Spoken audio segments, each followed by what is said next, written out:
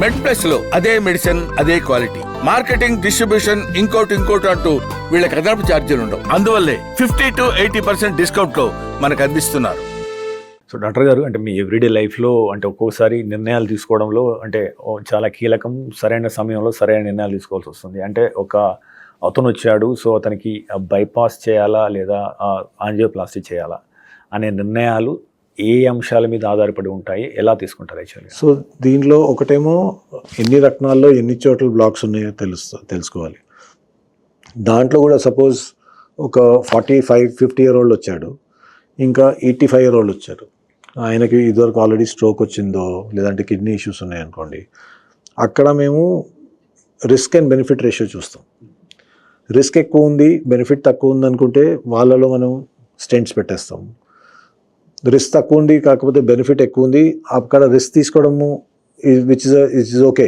So అలాంటి వాళ్ళకి మేము సర్జరీకి పంపిస్తాం. సో అది ఇండివిజువల్ బేసిస్ మీద వీ టేక్ అ డిసిషన్. ఎందుకంటే ప్రతి ఒక్కరిది బాడీ సిచ్యువేషన్ వేరే ఉంటుంది. Suppose some person cannot walk much, surgery అయిన తర్వాత ఎక్సర్సైజ్ చేయలేకపోతే మళ్ళీ ఇన్ఫెక్షన్స్ వస్తాయి. సో వాళ్ళలో మేము we will try to do minimal things and see to it that is comfortable.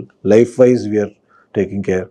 Main ఒక 1 or 2 ఆర్ స్టేజ్ చేసేసి 1 or 2 స్టెంట్స్ పెడతాం అలా. సో డాక్టర్ గారు, అంటే మమ్మల్ని అడిగే క్వశ్చన్ ఏంటంటే, యాంజియోప్లాస్టీ చేసిన తర్వాత ఈ ట్రీట్మెంట్ అయిపోయింది, నేను ఏమైనా చేసుకోవచ్చు అని కొంతమంది భావిస్తుంటారు యాక్చువల్గా. బట్ ఆఫ్టర్ కేర్ అనేది ఎంత కీలకమో, వాళ్ళు తిరిగి పూర్తిగా కోలుకోవడానికి అంటే ఆఫ్టర్ కేర్లో తీసుకోవాల్సిన జాగ్రత్తలు ఏంటి, తీసుకోకపోతే ఎలాంటి ప్రమాదాలు వచ్చే అవకాశం? దీనిలో 2-3 థింగ్స్. 1, యాంజియోప్లాస్టీ మేము చేసేది so that they live normal lifes. The whole process of medicine for technology is so that people can live a good life. So angioplasty చేసిన తర్వాత generally they can live completely normal lifes. So ఎలా ఉంటుందంటే, ఇవాళ suppose angioplasty చేశాను, రేపు కానీ ఎల్లుండి depending on situation discharge చేస్తాం. డిశ్చార్జ్ చేసిన తర్వాత generally we ask them to take rest at home for 1 week. Bed rest కాదు, నడవచ్చు, అన్నీ చేసుకోవచ్చు. బట్ జనరలీ మెడికేషన్ కొత్తగా ఉంటాయి, ఎలా ఉందో అవన్నీ చెక్ చేసి 1 week తర్వాత పిలిచి ఒకసారి చెకప్ చేస్తాము. అంత బాగానే ఉందంటే they get back to work complete. They can go back to work. Other than majorly lifting weights, we ask them to do everything normally. Adi ayipoyin tarvata we call them after 1 month. 1 month tarvata they can live a completely normal life and they can drive their vehicles, they can socialize, they can do everything. That is the social aspect of it. Personal level lo 3 main things. Diet has to change, medicines have to be taken on time, exercise has to be done. ఈ 3 things కరెక్ట్గా చేస్తే generally nothing goes wrong. Now in these so many years of practice, I'll put it this way. There are patients I have angioplasty even 20-22 years back. There are 2 ways. One, somebody who has taken care of themselves. One who has not taken care of themselves. ఆ taken care వాళ్ళకి ఏం కాకుండా వాళ్ళు అదే 1 or 2 medicines మీద ఉంటారు.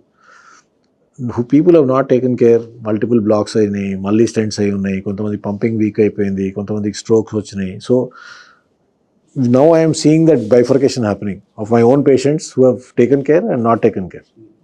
So it's important that you do these simple things. So what are the big 3 mistakes? అంటే వీళ్ళు చేసేవాళ్ళు చేసింది ఏంటి? What are the big? Most common is people don't stop smoking. Tobacco is one major issue where they go back to it. 1 year చేస్తారు, భయంకి వదిలేస్తారు, దాని తర్వాత మళ్ళీ they will get that same one old friend who will say 1 cigarette and then it starts off again. That's the most common thing of tobacco.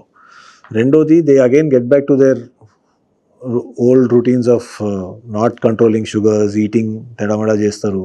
And third, slowly exercise ఆపేస్తారు. These things basically మందులు వేసుకుంటారు.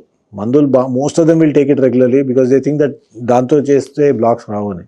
But medicine plays only 15%, 20% role. మన own lifestyle plays major role అండి. అది ఎంత చెప్పినా they go back to their old habit. So సాధారణంగా doctor గారు, అంటే ఇప్పుడు యాంజియోప్లాస్టీ జరిగిన తర్వాత సో కేర్ గివర్స్ ఉంటారు యాక్చువల్గా. సో వాళ్ళకు మీరు ఇచ్చే సలహా ఏంటి? ఎలా చూసుకోవాలి?